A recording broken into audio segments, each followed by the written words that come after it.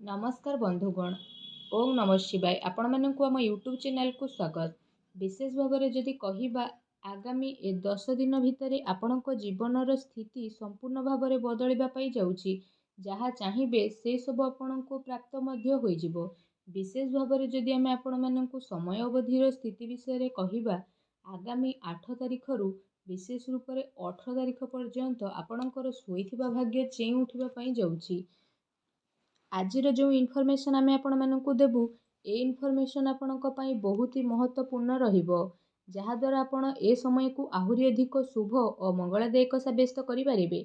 आगो को वीडियो आरंभ करने पूर्व आमर आपण को रिक्वेस्ट कि जदि आपण आमर ए चैनल नुआ आछंती तो चैनल को सब्सक्राइब करंतु, सांगरे नोटिफिकेशन बेल को मध्य ऑन कर दियंतु, जहाद्वारा समय समय रे सो नुआ नुआ वीडियो नोटिफिकेशन आपण को मिलिबो। आसंतु जानिबा किपरि रहिबो आपणक पई 8 तारिख रु 18 तारिख पर्यंत समय अवधि विषय। जदि विशेष भाव में आम आपको कहबू कि कौन आपणक पई सतरे टाइम रे पॉजिटिव स्थिति रहिबा पई जाउछि। जदि विशेष भाव में कहबा तो आपणक पई काम्य भी प्राप्ति हेबार तो ए समय रे बहुत भल संभावना बनुछि। ता सहित संतान पक्षरु संतुष्टि मध्य आपणको प्राप्त हेबो। समय अनुसार संतानकर सहयोग मध्य आपणको प्राप्त होई जिवो। संतानकर कार्यकलाप तथा घर परिवार आवश्यकता उपरे मध्य विशेष रूप से आपण आगो को मध्य बढ़िबे। एहा सहित आपणकर संचार कौशल एवं संबंध रे विस्तार मध्य हेबो। आउ आत्म प्रकृति आउ जीवन रे आपण बहुत किछि मध्य सीखी नेबे। ता सहित आपणकर किछि नुआ फ्रेंड्स बनिबे। आउ भविष्य हेतु आपण अनेक योजना मध्य बनिबे, जहाद्वारा आपण को सफलता मध्य प्राप्त हेबो। आउ लंबा टाइम रु अटकी थिबा आपणकर अनेक इच्छार मध्य विशेष रूप से पूर्ति हेबो। ता सहित जदि विशेष भाव में कहबा आपणक पई दूर यात्रा मध्य हेबो, जहाँ आपणक पई विशेष रूप से अति लाभदायक सिद्ध हेबो। एवं एहा द्वारा आपण को बहुत भल धन लाभर जोग बनुछि। ता सहित आपणकर मान सम्मान रे मध्य वृद्धि घटिबो। मल्टीनेशनल कंपनी रे कार्य करुथुवा लोकमानक पई ए दिन बहुत ही भल दिन साब्यस्त हेबो। आपणकर अनेक महत्वपूर्ण आकांक्षार विशेष रूप से पूर्ण हेबार संभावना रही, जहाद्वारा आपणक मन बहुत ही प्रसन्न रहिबो। पाठ पढ़ा संबंधित ए दिन आपण को बहुत भल सफलता मध्य प्राप्त हेबो। भूमि वाहन इत्यादि आपण विशेष रूप से जोग बनु अछि। आपण आपणकर ए टाइमिंग रे निज उपरे अधिक भरोसा करिनेबे। ता सहित राजनीतिक लाभ प्राप्ति दृष्टि मध्य स्थिति ए दिन रे आपणक पई बहुत ही अनुकूल भर साब्यस्त हेबा पई जाउछि। एहा सह संतानक प्रति आपणकर व्यवहार काफी भल रहिबो। ता सहित संतानक प्रगति रे आपण काफी संतुष्ट मध्य हेबे। विशेष रूप से विद्यार्थी को तांको परिणाम रे भल सफलता प्राप्त हेबो। आउ जेउ दिन पई आपण परिश्रम करिथिले ताहा आपणकर सफल मध्य होई जिवो। एहा सह आपण आपणकर ज्ञान को बढ़ेबा और लोकंक द्वारा निजर विचार बांटिबारे आपण दिलजस भी रहिबे। आपण अन्यर जरूरत को ध्यान रे रखिकी सामान्य ठारू अधिक विचारशील मध्य नजर आसेबे। परिजनक ठारू साहाय्य पाइबारे आपणकर इच्छा आपणको सहयोग पाइबारे प्रेरित मध्य करिबो। मित्र भाई बंधु इत्यादि सहित मध्य बहुत भल संबंध आपणकर होई जिवो, जहाद्वारा काम कार्य सहित घर परिवार रे मध्य जणे आउ जणक प्रति काफी भल संभावना मध्य आपणकर उत्पन्न हेबो, जहाद्वारा आपणक मन बहुत ही प्रसन्न रहिबो।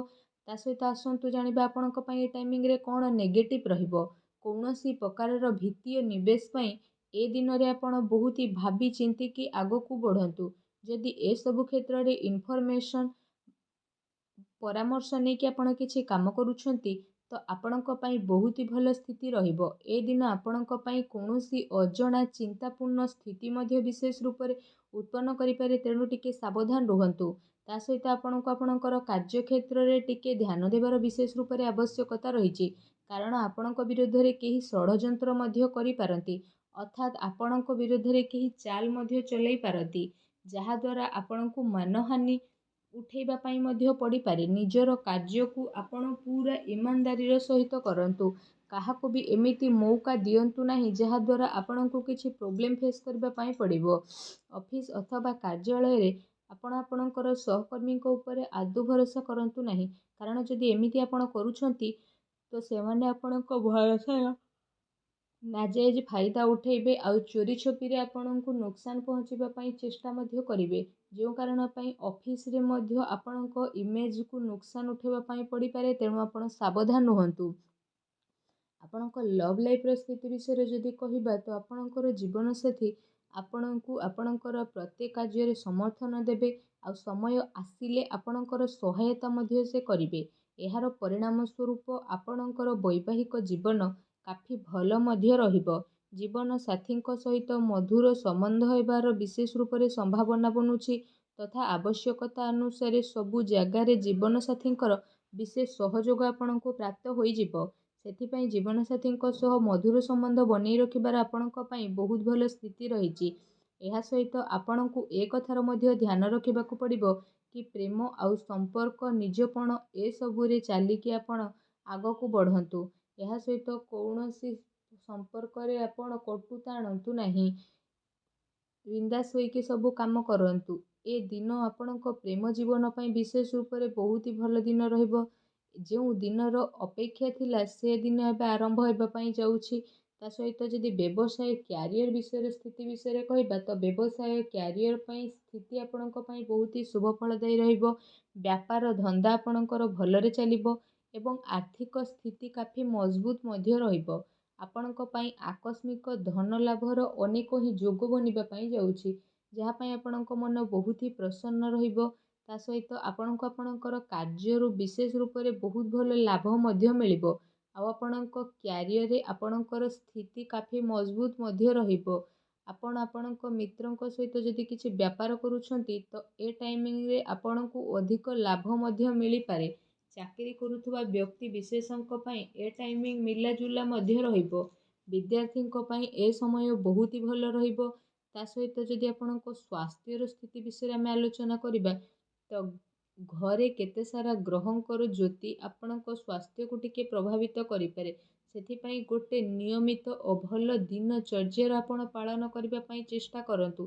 ସେଥିପାଇଁ ଆପଣ ଆପଣଙ୍କ ଖାଦ୍ୟପେୟ ଉପରେ ଧ୍ୟାନ ରଖନ୍ତୁ। ଏହା ସହ ନିଜ ସ୍ୱାସ୍ଥ୍ୟକୁ ଆହୁରି ଅଧିକ ଭଲ ରଖିବା ପାଇଁ ଆପଣ ପ୍ରତ୍ୟେକ ଦିନ ଯୋଗ କରନ୍ତୁ, ବ୍ୟାୟାମ କରନ୍ତୁ ଏବଂ ସୁସ୍ଥ ରୁହନ୍ତୁ। ଆସନ୍ତୁ ଜାଣିବା ଏ ଟାଇମିଂରେ ଆପଣଙ୍କ ପାଇଁ କ'ଣ ବିଶେଷ ଉପାୟ ରହିଛି। ଆପଣ ସ୍ନାନ ଆଦି କରିସାରିବା ପରେ ଭଗବାନ ସୂର୍ଯ୍ୟଦେବଙ୍କୁ ତମ୍ବାର ଢାଳରେ ଜଳାର୍ଘ୍ୟ ଅର୍ପଣ କରନ୍ତୁ। ତା ସହିତ ଆପଣ ହନୁମାନ ଚାଳିଶାର ପାଠ କରନ୍ତୁ। ଏହା ସହିତ କଳା ଘୋଡ଼ାର ନାଲକୁ ନେଇକି ଆପଣ ଆପଣଙ୍କ ମଧ୍ୟ ଆଙ୍ଗୁଠିରେ ଧାରଣ କରନ୍ତୁ। ଏହାଦ୍ୱାରା ଭଗବାନ ଶନିଦେବଙ୍କ ଆଶୀର୍ବାଦରୁ ଆପଣଙ୍କୁ ଶୀଘ୍ର ହିଁ ଶୁଭ ଫଳ ପ୍ରାପ୍ତ ହେବ ଆଉ ଆପଣଙ୍କର ସବୁ କାର୍ଯ୍ୟ ବହୁତ ହିଁ ଆସାନୀରେ ମଧ୍ୟ ବନିଯିବ। ତ ଆପଣ ଏ ଉପାୟକୁ ନିହାତି ଭାବରେ କରନ୍ତୁ। ଆପଣଙ୍କୁ ଅବଶ୍ୟ ହିଁ ବିଶେଷ ଭାବରେ ଲାଭ ପ୍ରାପ୍ତ ହେବ। ଭଗବାନ ଶନିଦେବଙ୍କର ଆପଣଙ୍କୁ ଆଶୀର୍ବାଦ ପ୍ରାପ୍ତ ହେଉ। ସଚ୍ଚା କମେଣ୍ଟ ବକ୍ସରେ ଜୟ ଶନିଦେବ ବୋଲି ଅବଶ୍ୟ ଲେଖନ୍ତୁ। ଆଉ ଭିଡ଼ିଓକୁ ଲାଇକ୍ ଏବଂ ସେୟାର କରିବା ପାଇଁ ଆପଣ ଆଦୌ ବି ଭୁଲନ୍ତୁ ନାହିଁ। ଧନ୍ୟବାଦ।